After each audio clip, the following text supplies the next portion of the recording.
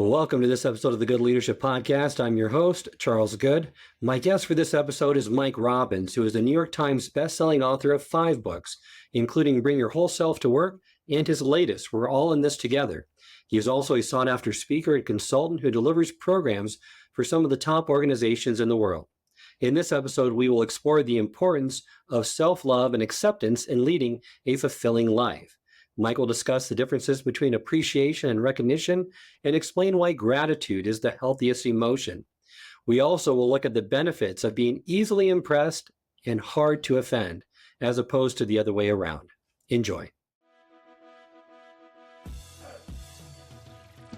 Welcome to the Good Leadership Podcast, where we engage with esteemed thought leaders and explore research-backed strategies and techniques that empower leaders at every level to achieve meaningful results that drive lasting change. Well, to be truly fulfilled in life, we need to find the love within us and give it to ourselves. And I hear this a lot. I think this is a big issue, is just self-compassion and self-love, perhaps is the greatest love of all. And likely, we are probably our toughest critic in most cases. In one of your books, you had stated, when was the last time that when you saw yourself in a full-length mirror, you ran over, and I think this is from one of your girls' experience, and you just said, I love you, or gave yourself a kiss, right? I mean, I know that sounds kind of cheesy or corny, but it's getting to this point of how do you show more self-compassion and really mean it? Yeah. Yeah, when our girls were little, they're 18 and 15 now. We lived in a house where we had these full-length mirrors in the bedroom, and Rosie, our younger one, when she was, I don't know, a year and a half, 2-year toddler, really cute age, although challenging. Anyone who's had kids remembers that time, right? But she would see herself in the mirror and get so excited and then run over and kiss herself in the mirror, and it was so cute. And of course, she got lots of positive reinforcement from us. So when she would do it like a game, like, "Ooh, kiss the baby, Rosie," and she'd run over. And as we were laughing about it one day on the floor, I remember looking at Michelle, my wife, and saying, "When was the last time either of us did that? Like, we would never do that. That's a weird, socially awkward, inappropriate type of thing to do." But again, at Rosie's age, when she was a toddler, she doesn't do it now at 15 years old, as you can imagine. She didn't have the social conditioning to say, I'm not supposed to think of myself that way. I'm not supposed to treat myself that way. I'm not, right? And again, in reality, I'm not necessarily advocating that we kiss the mirror when we see it. Although my friend and colleague Mel Robbins wrote a whole book called The High Five Habit, where she talks about the neuroscience of literally giving yourself a high five in the mirror in the morning, which is something that I've taken on as a practice from listening to Mel and her work. So, how can we think about ourselves, talk to ourselves, treat ourselves with more kindness, with more compassion, with more empathy, ultimately with more love? Because the fact of the matter is, if we don't really care for ourselves, if we don't really appreciate and value ourselves, we all know this and we've heard this so many times and in so many ways, we're not going to really be able to receive that from other people. And we're actually not even going to be able to authentically give it in the way we want to give it to other people. And so I know it can seem corny and, we've all heard the saying so many times, like, put on your own oxygen mask first. But like, that's one of the most important pieces of advice and one of the most challenging pieces of advice any of us have ever both given or received, because putting on our own oxygen mask first is super counterintuitive for a lot of us. It seems selfish. It seems weird. It seems self-indulgent. We haven't seen it modeled in very healthy ways for most of our lives. And for a lot of us, it's a really, as I like to call it, like a weak muscle that we just haven't developed. And our brains are wired, our nervous systems are wired for negativity, for survival. And we've been conditioned to be really critical, not only of the world and of others, but most specifically of ourselves. And there's nothing wrong with celebrating when you do something great, but you shouldn't just reserve those times of self-love for those achievements that you have. I mean, you need to give yourself unconditional love. And like you said, maybe it's, taking compliments the right way, which, we both know, I've talked about this before. It's saying thank you. Don't reject the gift that someone gave you and saying, oh no, Mike, I don't deserve it. It's actually you, that it speaks more to how you feel about yourself, and that kind of shows that way. Plus, it's kind of insulting to the other person when it's coming from a place of genuine care and concern and interest in wanting to publicly or privately thank you for something that was well done. Absolutely. And again, like, we can receive appreciation from other people and think of it like a gift, like it's a present they're handing to us. We don't have to give them a gift right back.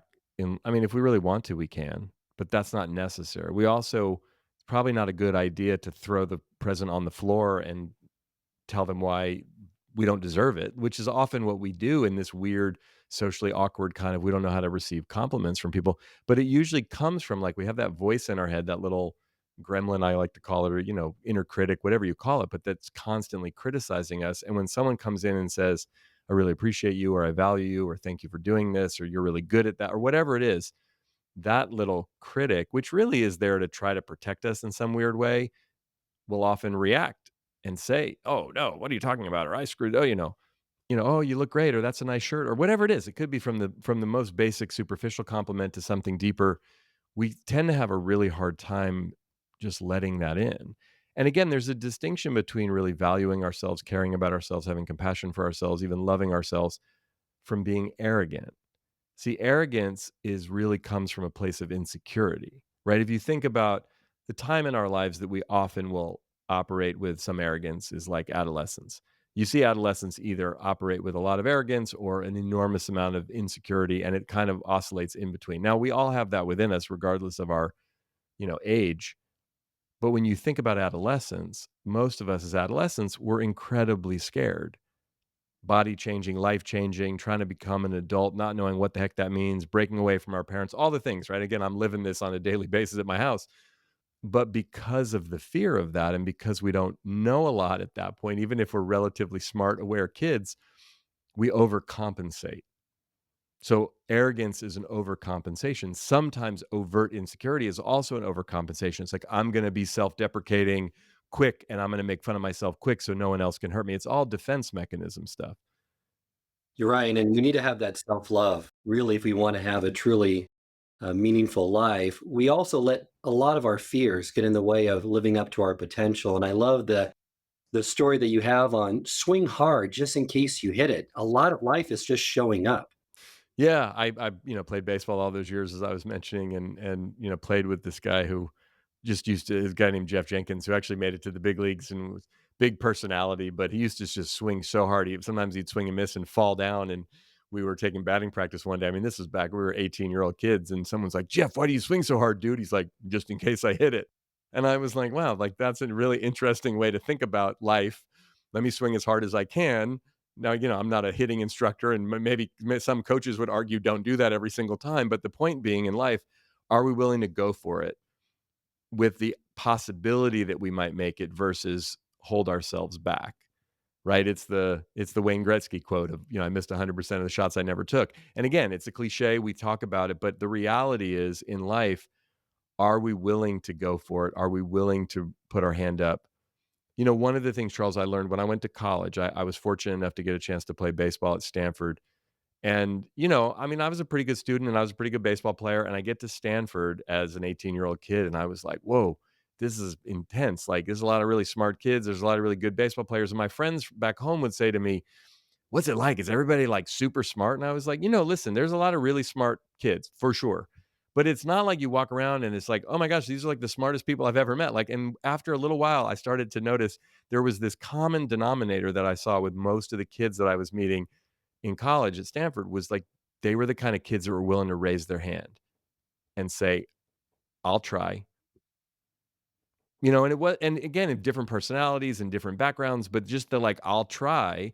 And to me, I remember thinking, I wonder if that has something to do with success. Because at that point in life, I mean, you could argue whether it's fair or not and getting into college and all the things, but like it was a hard place to get into school then. It's a hard place to get into school now. You got to do certain things in order to do that. But there's some level of like, I'll try. And as I've seen over the course of my career, and this is true for a lot of leaders I talk to, I sit in the room with the CEO and the executive leadership team. And usually when I'm in those rooms, the people in those rooms are usually pretty darn smart and they've had some success but they're not usually like the 10 smartest people in the whole company. And that's not to disrespect them, but it's like they figured out the game and they did some things and they leveraged some stuff, all the things they did. But usually they're the kind of people that are like, yep, I'm willing to be the CFO, or I'm willing to be the, EVP of sales, or I'm willing to be whatever it is. And it's not that there aren't people down in their organization that don't want the job, but like they've done what they needed to do.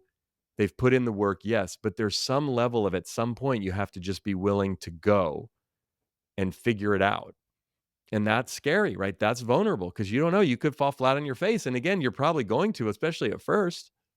You're right. Getting back to the failure, failure is so critical. It's a learning opportunity to think of it in that way is so much more beneficial. Now, you're right. A lot of leaders, they've gotten to that position, not necessarily because they're the smartest, but because they've taken the risks, they've learned, they've adjusted, and they've dealt with that to make them more successful. The other thing that I see a lot with leaders is, especially the successful ones, they can deal with their emotions in a positive way. And they know that when, the reality of emotions, when we feel and express them in a healthy way, they're good. When we try to repress them or suppress them, it's not good.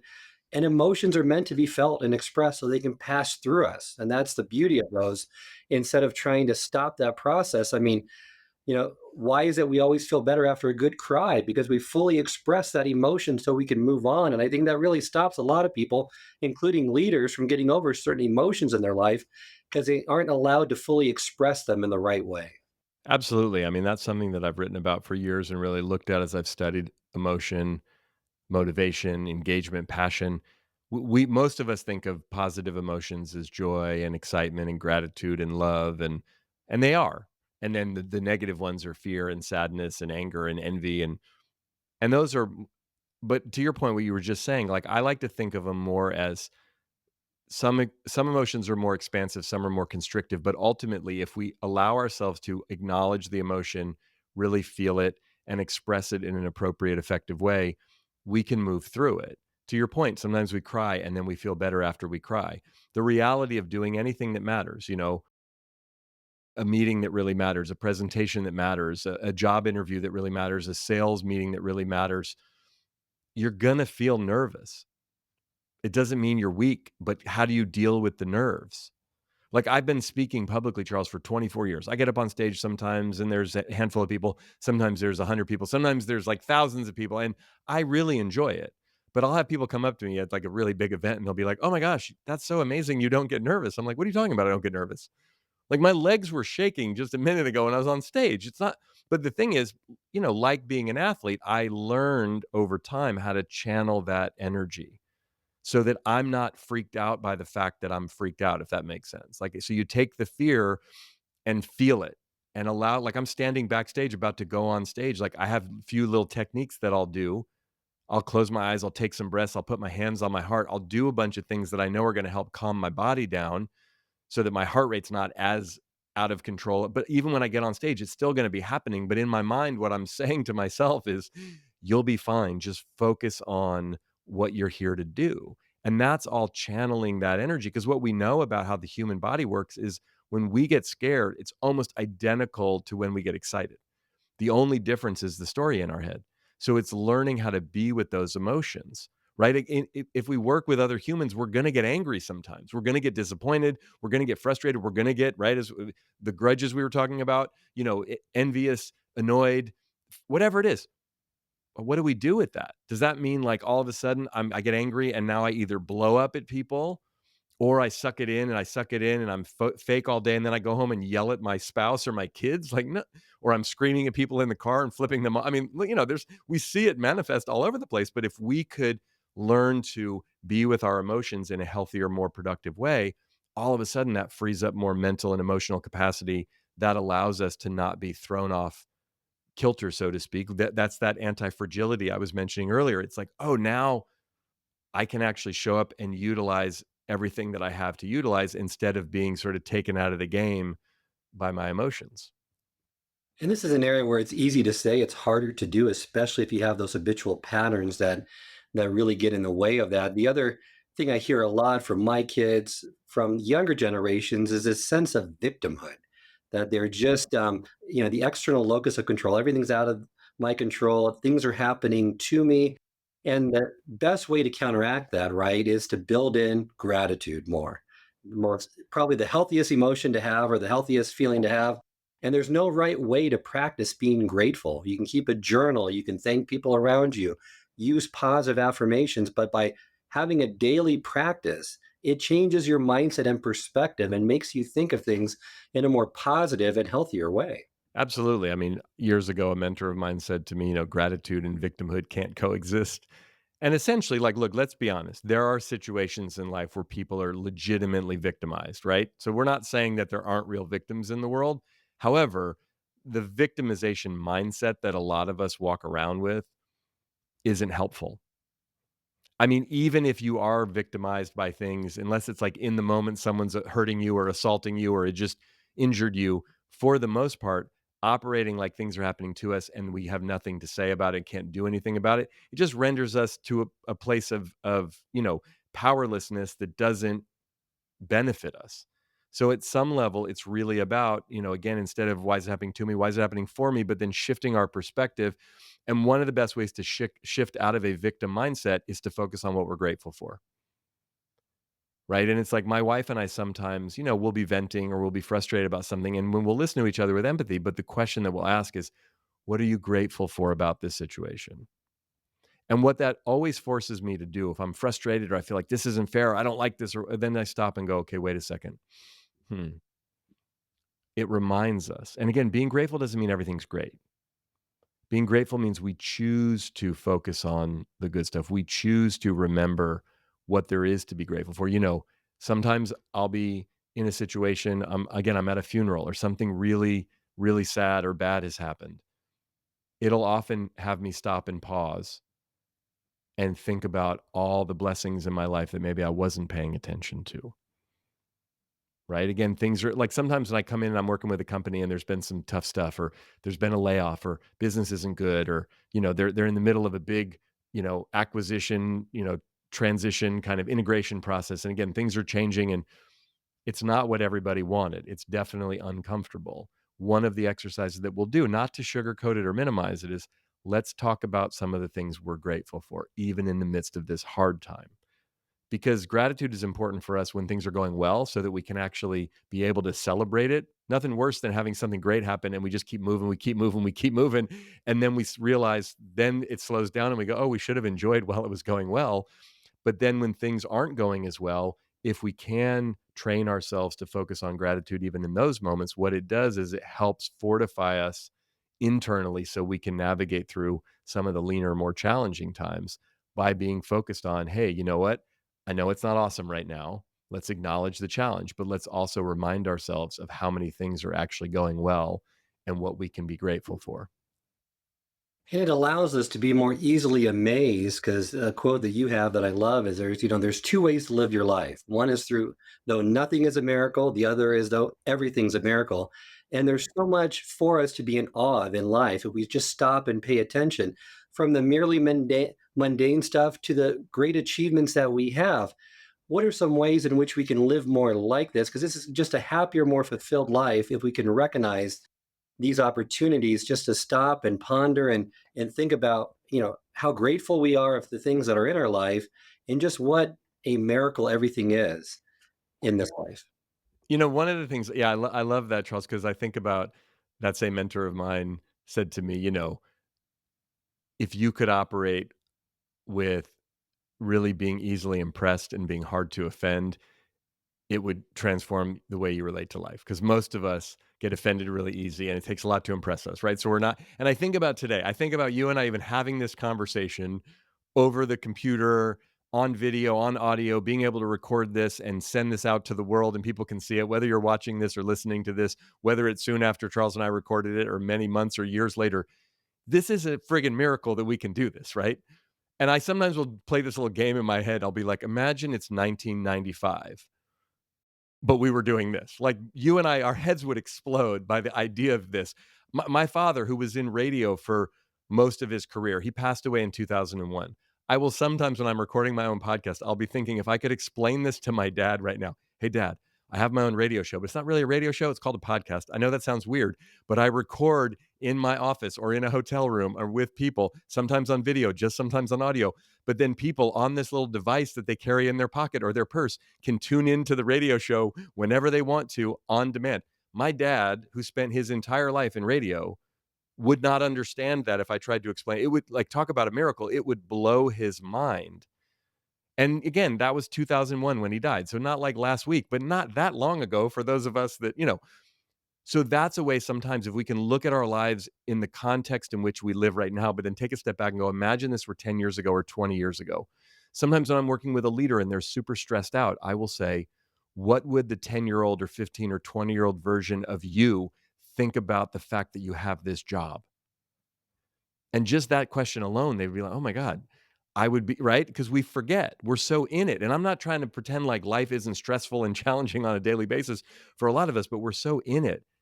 The other day, someone asked me that question. We were talking about what I was like when I was a little kid, and he was like, "What would the 3-year-old version of you think of the house that you live in right now?" And I'm like, he would be like, "This is the coolest house ever," right? Because I grew up in kind of a funky house that was falling apart, and again, it was more just to remind me I was frustrated with some things that weren't working at the house, but to take a step back and go, "We're so fortunate." My wife, Michelle, and I and our girls, we're so fortunate to live in this beautiful house. But I don't walk around on a daily basis going, "I love this house. I'm so grateful for this house." Because, like, when the sink stops where the faucet stops working or the door needs fixing or whatever, and I'm not the handiest guy in the world, I can easily get stressed out about it. But if I take a step back and go, "Wait a minute, I get to address this problem because it's a privilege, because I'm fortunate." You know what I mean? And that hasn't always been the case in my life. So I can think back to that. And all of us can do that if we're willing to pay attention to it. But we have to actually carve out a little bit of time, or at least be a little, like, even right here, right now, unless you're driving your car as you're listening to us, just take a moment to, like, look around the room you're in, or if you're outside or somewhere or at the gym or whatever, just like, what can you be grateful for right in this moment? What can you choose to appreciate right now? Something that you can see, or just something in your life, someone in your life. There's always stuff for us to appreciate, Charles, if we choose to stop and pay attention to it. We're often just going so fast and moving on to the next thing and putting out the next fire. We're like missing all this good stuff in the process of that. And I love that piece of advice, that can dramatically change anyone's life that you just mentioned. Be easily impressed and hard to offend. Most of us have it backwards. It's so critical to know. And I find that the pursuit of happiness is really the pursuit of unhappiness, because as soon as we achieve that, we're unhappy again. It's the journey, it's the process, it's being happy every single day, not just when you achieve something, because that leads to much more happiness in your life and really a more fulfilled life, because you realize in the end it is the journey that brought you the happiness, not the ending achievement. Exactly. I mean, and ultimately, the biggest successes, the hardest failures, it really is about our experience of it. Right? And I mean, what do they say? Tragedy plus time equals comedy. And I think if we can bring that mindset into the present moment, that when things are going great, of course, it's more fun when things aren't going than when they aren't going great. But I heard someone years ago, Charles, say something on a podcast actually that I was listening to about life being like being on a train. We're all on the train. It's going to end up in the same place for all of us, which is we're not going to be here anymore, right? We don't know exactly when that comes, but the weather keeps changing outside the train. Sometimes it's snowing, sometimes it's sunny, sometimes it's night, sometimes it's day, sometimes it's the morning, sometimes it's freezing cold, sometimes it's blazing hot. And it just changes all the time. The weather changes. Our job is to be present and appreciate the weather as it's changing, instead of just freaking out. Because when again, it's like, oh no, it's snowing. The sun's never going to come out. Well, we know eventually it will. And even in life, it's like, right, this too shall pass. Things are going great for you right now. Fantastic. Enjoy it, celebrate it. That's awesome. But you've probably lived enough life to know it's not going to stay great forever. It's going to go up, it's going to go down. There's going to be changes. If things are really terrible right now in your life, they're not going to stay terrible forever. It's hard, I think, sometimes for us to remember that.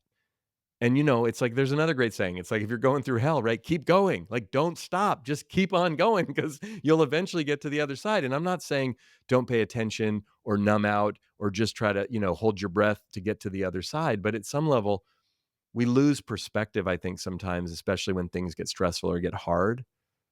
And I think sometimes we lose perspective when they also get good. We just assume like it's going to be like this forever. Part of life and leadership and really is being present and having some awareness that like life is constantly changing. Another thing that a mentor of mine said to me years ago was like, Mike, you're living your life as though you're trying to survive it. And I said, yeah. So he said, you have to remember something really important. I said, what's that? He said, nobody ever has. Right? We're not getting out of this thing alive. So the question we can all ask ourselves is, am I engaging fully in the present moment right here, right now? Because this is what I know and this is what I have.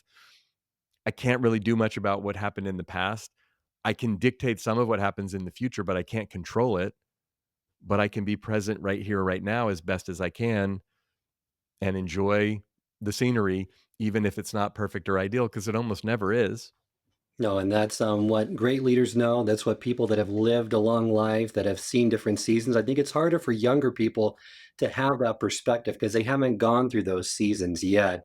And they feel like, oh, this is never going to end. Am I ever going to get out of the desert, right? Do I have to make another lap around the mountain until I learn this lesson? But you realize with that perspective of living a longer life, of going through these troubles, trials, travails, whatever you want to call them, and coming out the other side, that it is a season, this too shall pass. And it's important to let your light shine too, because I think this is another area that not only leaders but a lot of people worry about this, right? And it can be a little tricky. You have a quote by Marianne Williamson that said in her book Return to Love, it's our light, not our darkness, that most frightens us.